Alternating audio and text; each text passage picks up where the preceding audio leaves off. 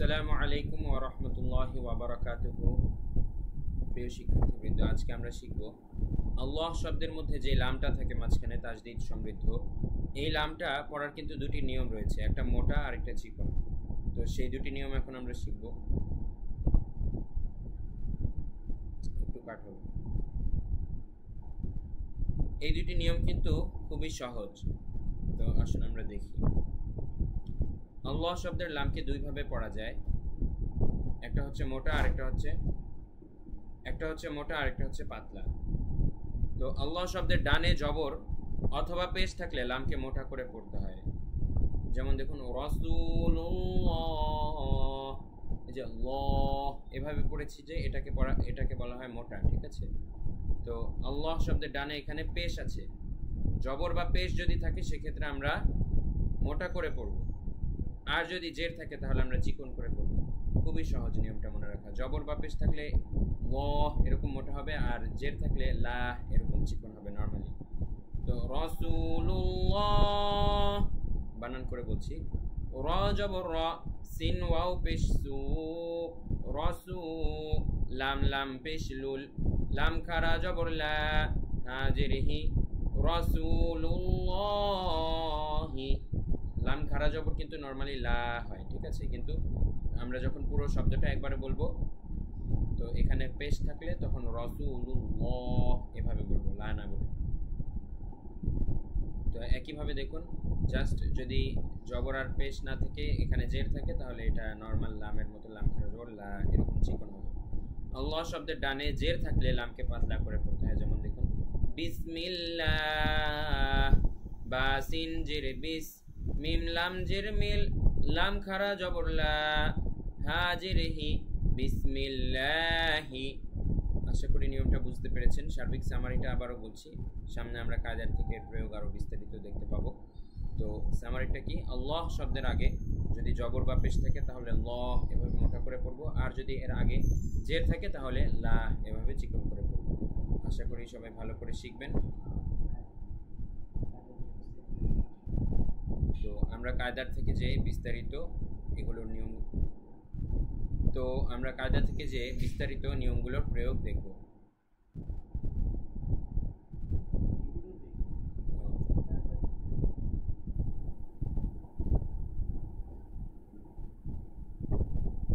কত পেজ এটা?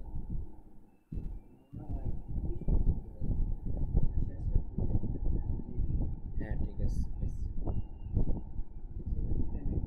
হ্যাঁ শেষ দিলে নি।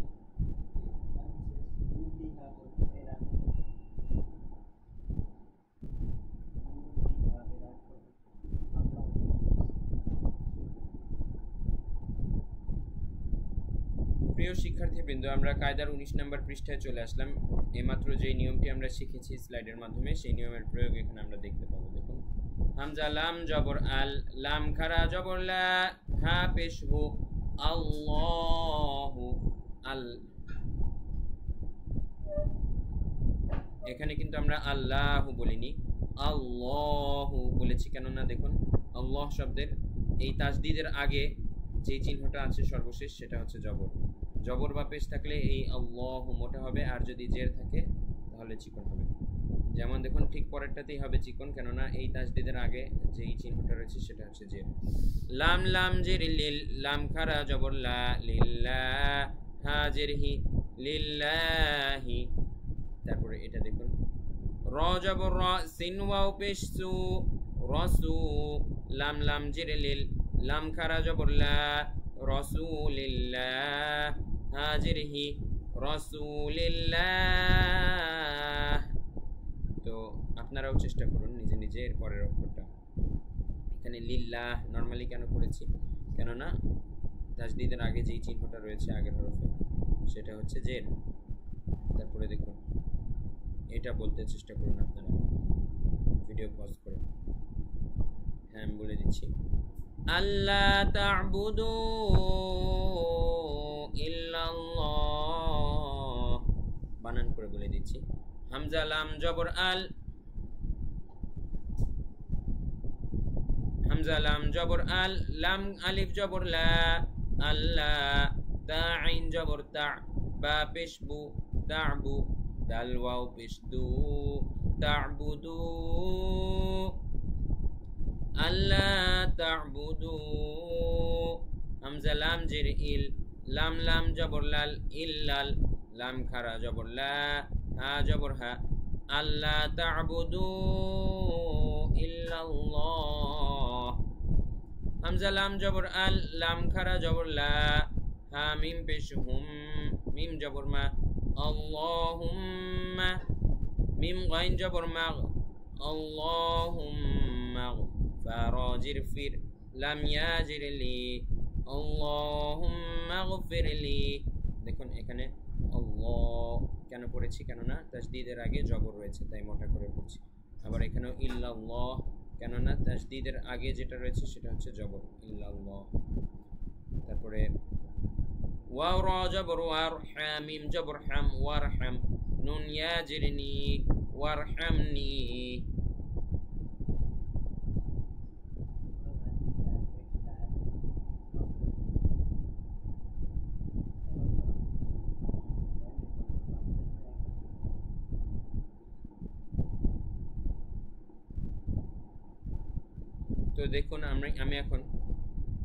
তো দেখুন এখন আমি আপনাদেরকে এক সিরিয়ালে দুটি লাইন বলে যাচ্ছি আল্লাহু লিল্লাহি রাসূলিল্লাহ আল্লা তা'বুদু ইল্লাল্লাহ আল্লাহুম্মা গফিরলি ওয়ারহামনি আশা করি আপনারা বুঝতে পেরেছেন সবাই ভালো করে প্র্যাকটিস করবেন সবাইকে অনেক ধন্যবাদ জানিয়ে আজকের ক্লাস শেষ করছি ওয়া মা তাওফীকি ইল্লা বিল্লাহ আসসালামু আলাইকুম ওয়া রাহমাতুল্লাহ